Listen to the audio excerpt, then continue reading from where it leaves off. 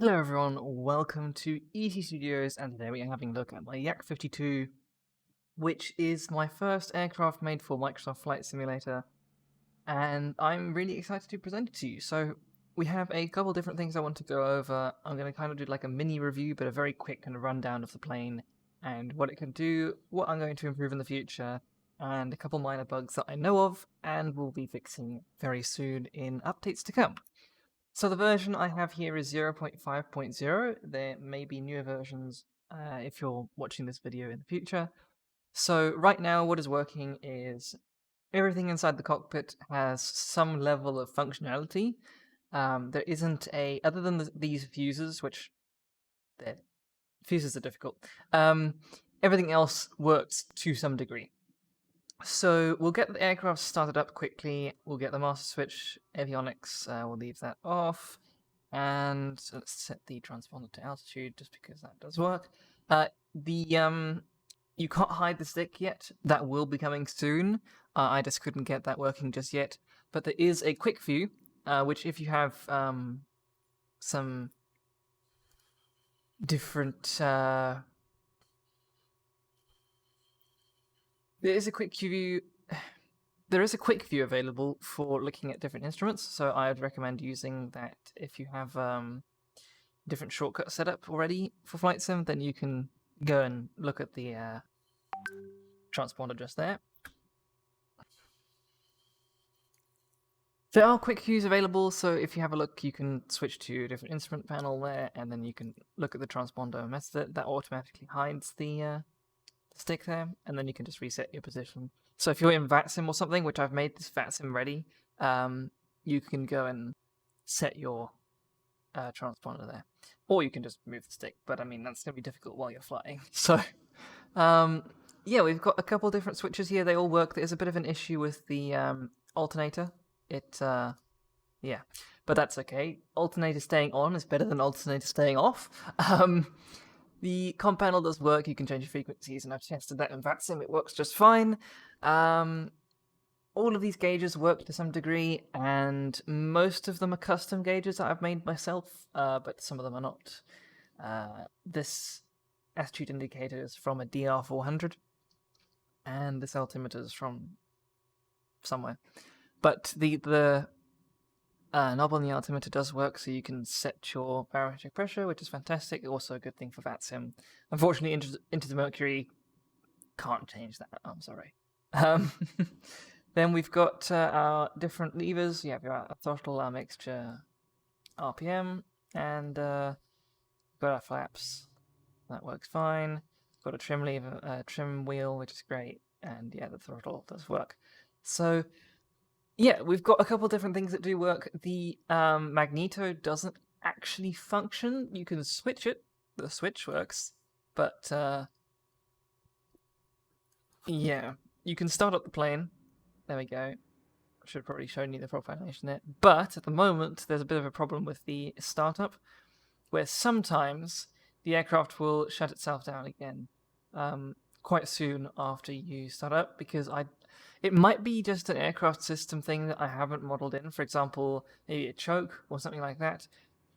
I just don't have one yet.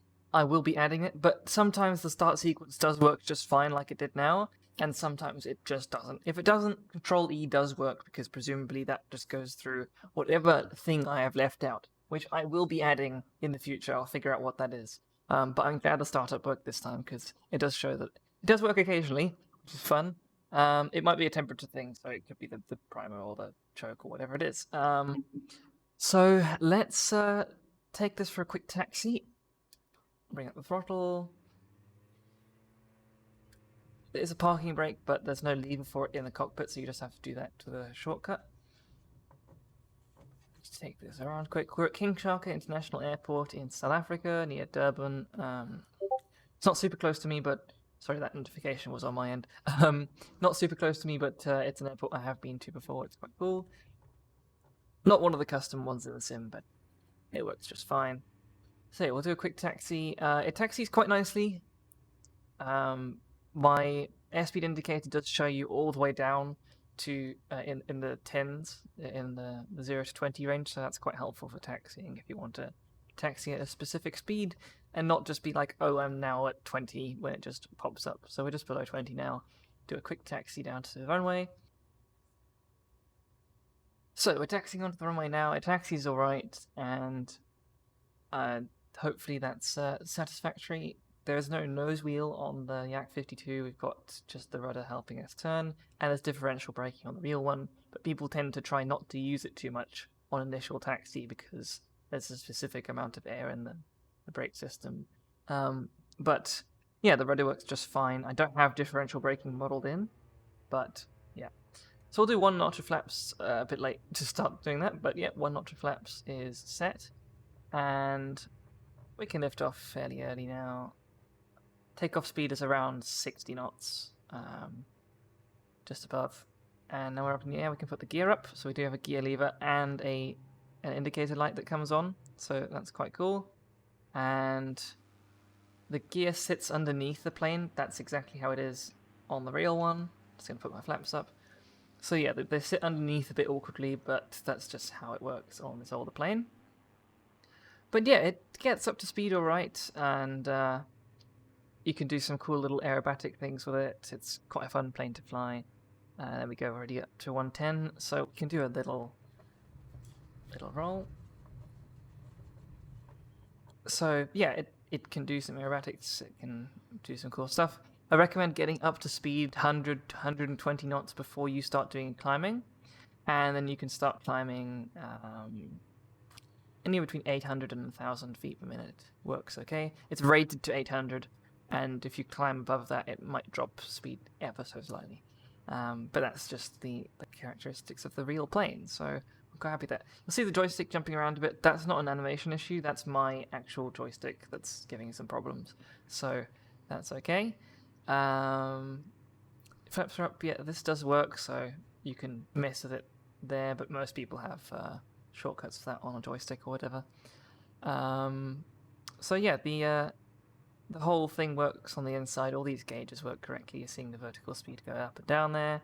The attitude indicator is showing correctly. The airspeed indicator, RPM, all of that is correct.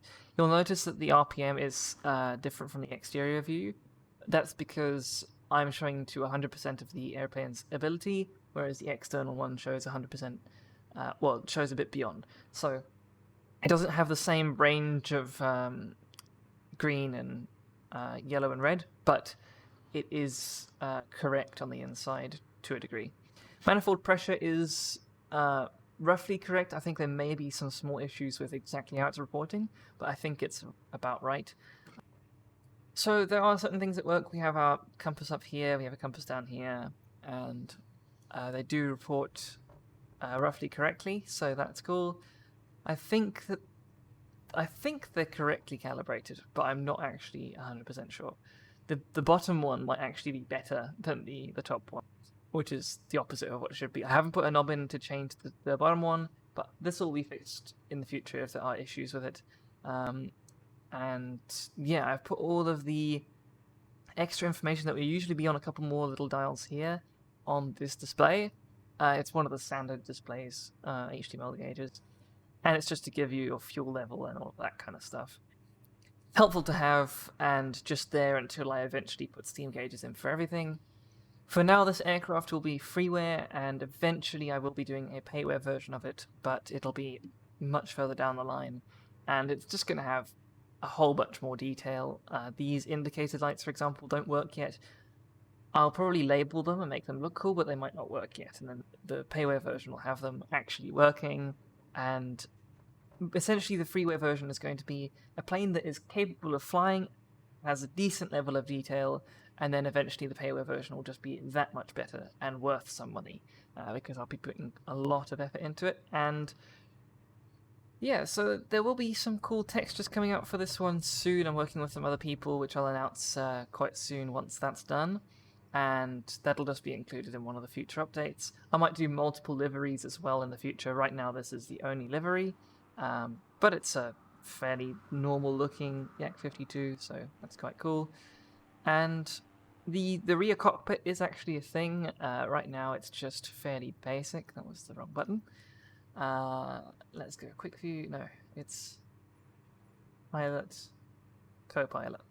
So you do have a co-pilot seat, and you've got some gauges and things back here that they all work and all that. But right now it's fairly basic, but it's there, so it'll be quite cool in the future to have a rear seat as well if you want to fly from there, just in case. I will fully model it. I'm not sure if I can get everything functional back here, but I'll try. So I do hope you enjoy the Yak 52. Right now it is freeware. It'll be released on flightsim.to once this video is live, and you'll be able to download it.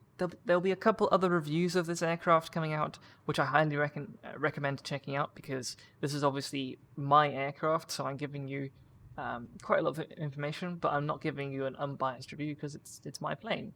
So if you want to see a more normal review from people who actually review planes, then you can definitely do that. I hope that I've done my flight model to a satisfactory level, but it is freeware and I will be improving it in the future. So there's not a huge amount of people who can complain about right now, at least I hope. And yeah, it's work in progress, 0.5.0, and I'll be working towards my 1.0 release over time.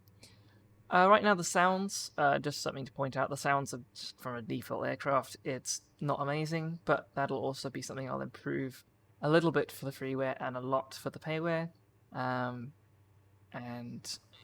I'm quite excited about what we've got to come. So I'll just land it quickly on the runway here.